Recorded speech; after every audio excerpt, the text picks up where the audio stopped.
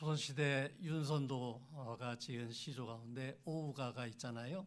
거기에 보면 그 정말 친한 그 친구 가운데 달도 있고 또 소나무, 대나무도 있고 물도 있는데 그 가운데 돌이 있습니다. 돌. 네, 오늘 제목이 살아있는 돌입니다. 근데 모순이죠. 돌이 어떻게 살아 있어요? 근데 제목을 살아있는 돌 그렇게 지은 것은 성경이 그렇게 말하고 있습니다. 성경이 살아있는 돌을 말하고 있습니다. 오늘 어린이 주일인데 어린이들이 잘 이해하기 어려운 그런 표현입니다. 사실 말이 안 되죠. 듣지도 못하고 말도 못하고 숨도 못 쉬는 돌은 무생물이잖아요. 그런데 그 무생물에다가 살아있다 이렇게 표현을 하고 있습니다. 생물이 있고 무생물이 있죠. 근데 우리가 무생물이라고 해서 함부로 하면 안 된다 하는 그런 교훈을 늘 갖습니다. 또 무생물이 생물을 부끄럽게 하는 그런 경우도 있죠. 우리 무생물도 세계의 일부이고 그래서 무생물도 생물을 아끼듯이 그렇게 아끼면서 살아가야 이 세계 평화가 유지가 됩니다.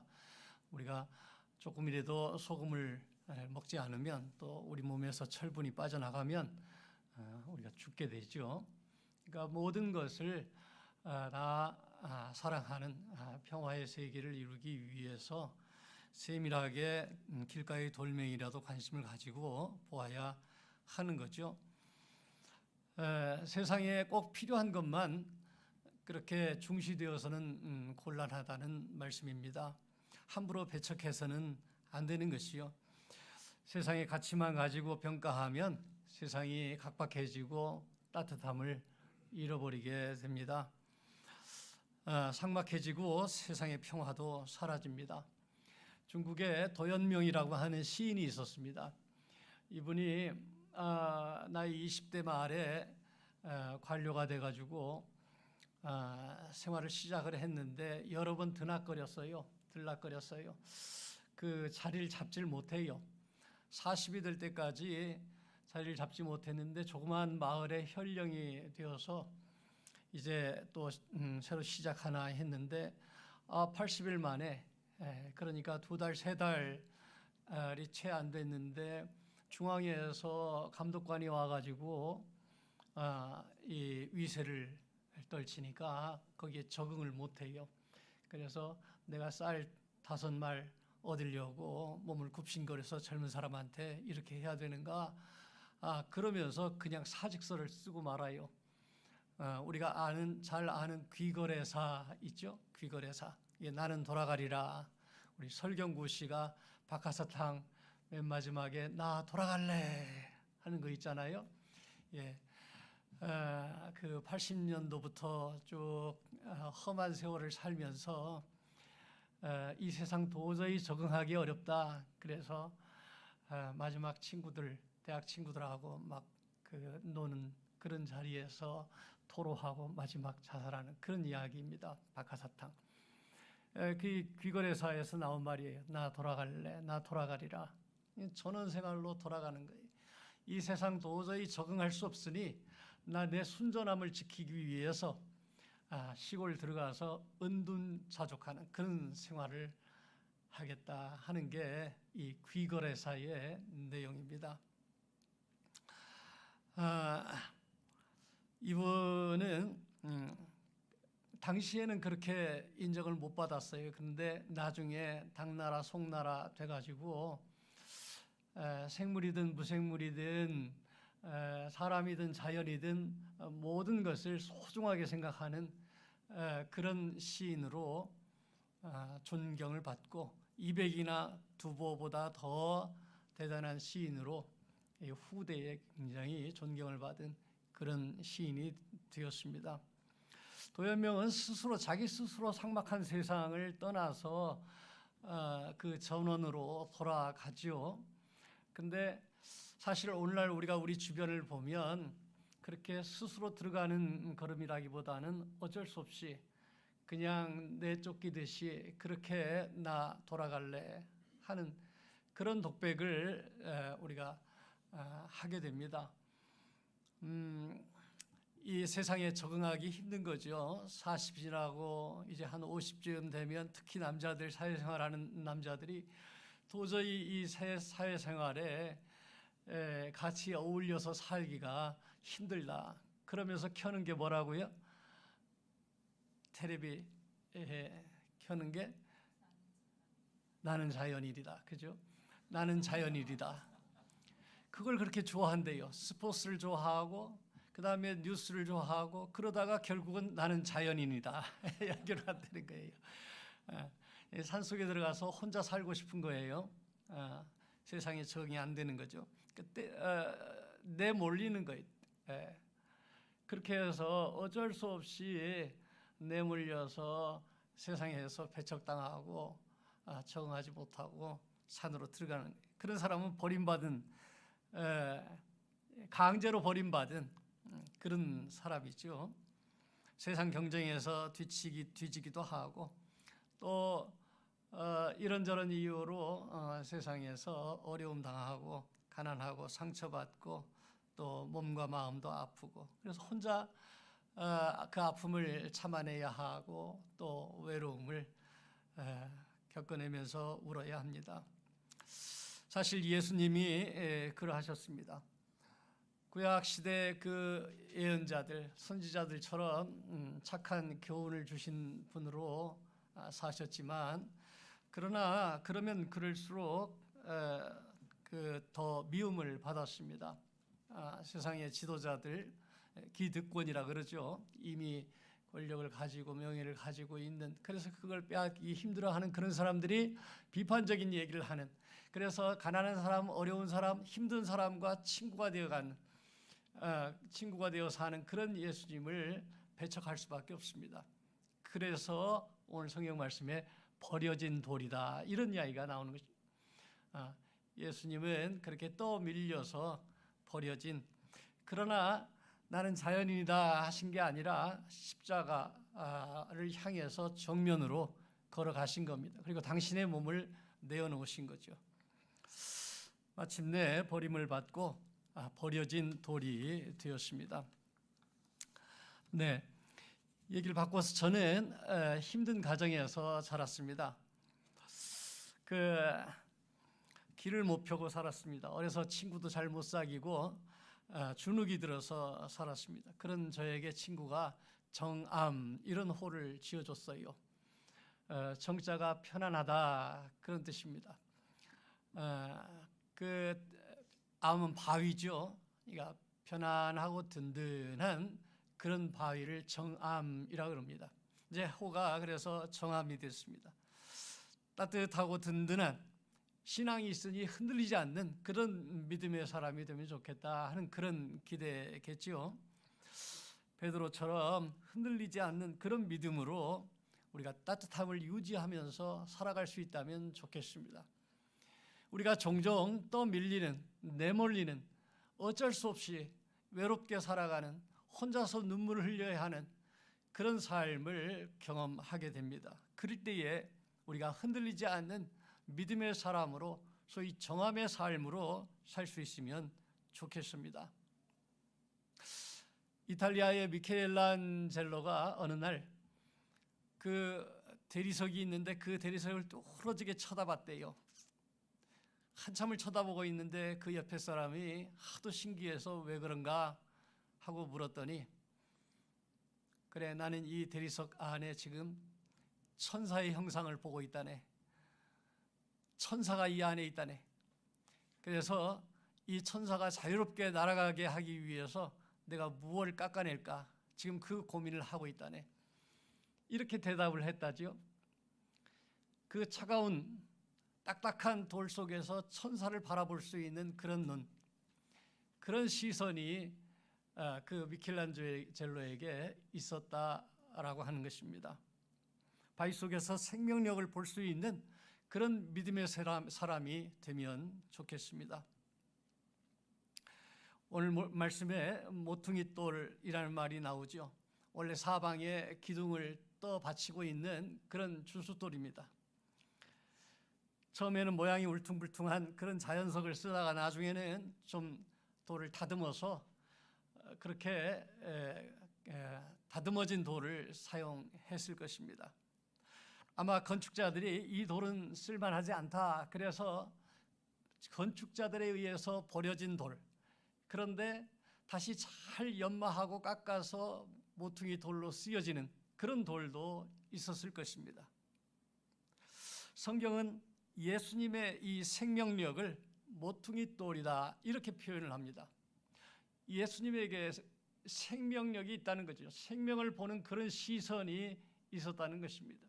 그래서 예수님이 우리 성경에 생명력 있는 모퉁이 돌로 그렇게 얘기되고 있습니다. 그래서 여러 차례에 걸쳐서 건축자들이 버린 돌이 모퉁이의 머릿돌이 되었다, 이렇게 예수님을 표현합니다. 예수님은 들판에서 태어난 목수의 아들이요, 세상에서 대접받지 못하면서 살았습니다. 또 그런 사람들과 어울리면서 살았습니다. 그러다가 결국 유대 지도자들의 버림을 받고 십자가에 못 박혀서 죽었습니다. 그런데 이 세상의 건축자이신 하나님은 마침내 때가 참에 이 예수님을 인류의 모퉁이 돌로 삼아 주셨습니다. 이 차가운 세상에서 생명력을 시선으로 삼아서 자기 자신을 지켜내고 이 세상을 바라볼 수 있는 그런 모범을 우리에게 보여주신 것입니다. 인류 구원을 위한 하나님 나라의 머릿돌로 삼아 주셨습니다. 그것을 오늘 말씀에서는 산돌이다 이렇게 표현하기도 합니다. 리빙 스톤이다. 스톤인데 산돌이었다는 것입니다. 무생물이지만 최고의 생명력을 가진 돌, 그것이 산돌이라고 할 수 있을 것입니다. 예수님은 산돌이기 때문에 거짓과 미움이 있는 사람에게 던지면 그 마음이 깨어 내던져지고, 사랑과 평화가 가득한 사람은 예수님을 머릿돌로 삼아서 이 세상에서 평화의 도구로 아름다운 인생을 살아나갈 수 있다 하는 것입니다. 그러므로 예수님은 우리 인생의, 우리 역사의 머릿돌, 모퉁이돌이 되신다 하는 것입니다. 그래서 오늘 2절 말씀은 예수님은 갓난 아기들같이 순전하고 신령한 젖을 사모하는 모습으로 익혀나갈 때 너희도 산 돌같이 신령한 집으로 세워진다 이렇게 약속했습니다. 예수님 당신이 그러한 시선을 가지고 이 땅을 사셨을 뿐만 아니라 버려진 돌에서 생명력이 있는 그러한 모퉁이 돌로 쓰임받는 하나님의 건축자 되신 하나님의 쓰임을 받으신 것뿐만 아니라 예수님이 우리를 부르셔서 너희도 산 돌같이 신령한 집을 세우리라 라고 약속하십니다. 우리도 산 돌들이 되라는 말씀입니다. 그래서 세상의 평화를 이루는 모퉁이 돌이 되라는 말씀입니다. 그런데 산 돌 위에 세워지는 신령한 집, 그 하나님의 집은 반드시 믿는 사람이 함께 짓는 집이어야 합니다. 우리 한 사람 한 사람이 산 돌일 뿐만 아니라 우리 산 돌들이 함께 연합하고 연대하고 이루어가는 그런 하나님의 집이 되는 것입니다. 모퉁이 돌이라는 게 원래 복수입니다. 산돌들입니다. 높이와 평형을 지키는 건물 중심의 역할을 합니다. 사방에 그 기둥 밑에 있는 돌이지만 이것들이 평형을 지키고 건물의 높이를 결정합니다. 굉장히 중요한 그런 받침의 역할을 하는 것이죠. 우리가 산돌이 되면 우리 홀로 영웅이 되는 것이 아니라 우리가 서로 배려하고 연합하고 그래서 하나님의 나라를 함께 이루어가는 공동체의 삶을 살 수 있다 하는 것입니다. 오늘 모인 우리 모두는 하나님의 산돌들입니다. 예수님을 뒤따라서 어느 한 모퉁이에서 우리의 가정을, 우리의 교회를, 직장을, 이 세상을 떠받치고 있어야 할 그러한 산돌들로 초청을 받으신 것입니다. 오늘 어린이날입니다. 우리 주변에 어린이들이 많이 있습니다. 고아가 세계의 고아가 1억 7천만이라고 그래요. 세계의 고아가. 그리고 그 편부모까지 포함해서 그렇고 그러니까 편부모만 양친 고아인 그런 아이는 한 1,700만 정도 된다고 그래요. 고아만 살펴봐서 그렇습니다. 그러니 우리가 함께 마음 모아서 연합하고 연대해야 할 그런 대상은 우리 주변에 하나님께서 늘 공급해 주시는 것입니다. 그들이 있기 때문에 우리는 산돌들로 이 땅에서 부름받은 삶을 살아야 할 그러한 사명을 띠고 있습니다. 노약자가 있고 가난한 사람이 있고 몸과 마음이 연약하고 이 사회에서 상처 입고 눈물을 흘리는 그런 분들이 있습니다. 어쩌면 그런 분들이 이 교회의 중심이 되어야 합니다. 그런 분들 중심으로 해서 우리 교회가 움직일 때의 그 교회는 참된 교회다라고 할 수 있습니다. 우리의 시선이 예수님의 시선을 따라가고 있습니까? 오늘 어린이 주일인데 지난주에 보니까 우리 교회의 어린이 몇 명이 교회에 못 나가겠다고 그래요. 우리 교회는 교회 나오지 않는 어른의 가정에서 나오는 그런 아이들이 좀 있습니다. 그러다 보니까 어른들이 이 어린이날에 아이들을 데리고 들로 산으로 가야 되는 거예요. 교회에 빠지는 거예요. 우리는 어린이 주일을 지켜야 되는데 그렇게 되더라고요 또. 그래서 참 아쉽지만 보냈습니다. 그래서 우리 어린이 주일 없는 어린이가 없는 어린이 주일이 되나? 그러면서 그저께 어저께까지 이렇게 엿보다가 그래도 일단 준비하자 해서 선물을 준비하고 오늘 아침에 오면서 조금 더 풍선이라도 달고 그럴 걸 하는 생각이 들었어요. 근데 어제 기도하니까 우리 성윤이 재윤이가 또 모처럼 교회 오겠다고 그래서 너무 잘 됐다 그렇게 생각을 했습니다. 우리 어린이 주일의 주인공은 어린이들입니다. 교회의 주인공은 어린이처럼 우리 성경에서 부지기수로 이야기하는 것은 고아와 과부를 돌보라는 것입니다. 고아만 전 세계에 현재 1억 7천만입니다. 1억 7천만 8천만입니다. 우리가 태국에 다녀왔죠. 난민촌에 아이들이 모여서 650명, 200명 이렇게 모이는 학교들이 있어요. 부모가 없어요. 난민들이에요. 그 아이들과 함께 우리가 일주일 생활을 하고 왔습니다. 그렇게 생활을 하고 온 우리 친구들이 어떤 우리 인생의 비전을 세우고 있는지 모르겠어요. 아마 마음속 깊은 우리 평생의 영향력을 미치는 그런 경험이 되었을 줄로 압니다. 우리가 인생을 어떻게 살아야 하는지, 무엇을 가치로 두고 살아야 하는지에 대해서 깊은 깨달음이 있지 않았을까 그런 생각이 듭니다. 세상에서 우리 어린이들은 자칫하면 버려진 돌처럼 취급되기 쉽습니다. 그렇습니다. 학교에서도 가정에서도 또 이 세상에서도 없는 사람처럼 그렇게 취급되기 종종 쉽습니다.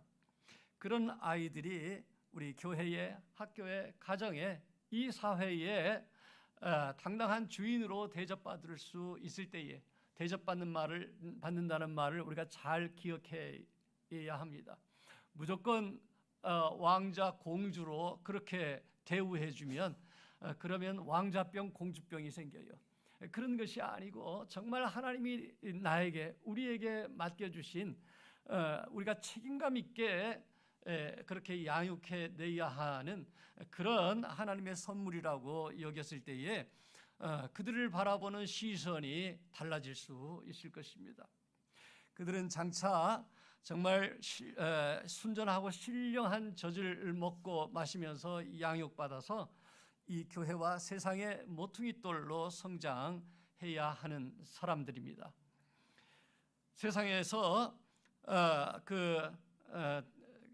버림받을 때에 이 교회에서 정말 영양가 있는 것을 먹고 마시면서 예수님 말씀대로 교회에서는 용납하고 금하지 말라 하신 말씀대로 하나님 나라의 주인공이 되어야 하는 것입니다. 주님을 보배 삼아서 삶의 방향을 정하면 그들은 택하신 족속이요 왕 같은 제사장들이요 거룩한 나라요 그의 소유가 된 백성이 되는 것입니다. 이 일을 위해서 우리가 부름받았고 우리가 어떻게 노력해야 하는지 오늘 성찰하는 날입니다. 부모님과 교사들, 우리 모든 어른들이 오늘 말씀 9절처럼 너희를 어두운 데서 불러내어 그의 기이한 빛에 들어가게 하신 이를 인정해야 합니다. 우리는 우리의 신앙을 어떻게 모퉁이 돌로 흔들림 없이 따뜻하게 반석 위에 세워진 신령한 집처럼 그렇게 세워가고 있습니까? 우리 안에 하나님의 성전이 계십니다. 그래서 우리 자신이 하나님 앞에서 신령한 성전이 되어야 하는 것입니다. 뿐만 아니라 우리 모두 산 돌이어서 우리가 빛에 거하면서 어두움에서 불러내주신 그 기이한 빛에 거하는 산 돌들이 되어서 서로 함께 배려하고 따뜻하게 위로하고 격려하고 그렇게 연합하고 힘을 합하여서 우리가 이 세상에서의 성공이 아니라 우리를 불러서 이 세상에서 빛의 자녀로 삼으신 우리 하나님의 아름다운 덕을 선포하는 그 귀하고 복된 일에 참여할 때에 하나님이 우리를 긍휼히 여겨주셔서 이 세상 사는 동안 최고의 축복을 누리게 하신 그 복을 누리는 저와 여러분 될 줄로 믿습니다. 아멘. 기도하겠습니다.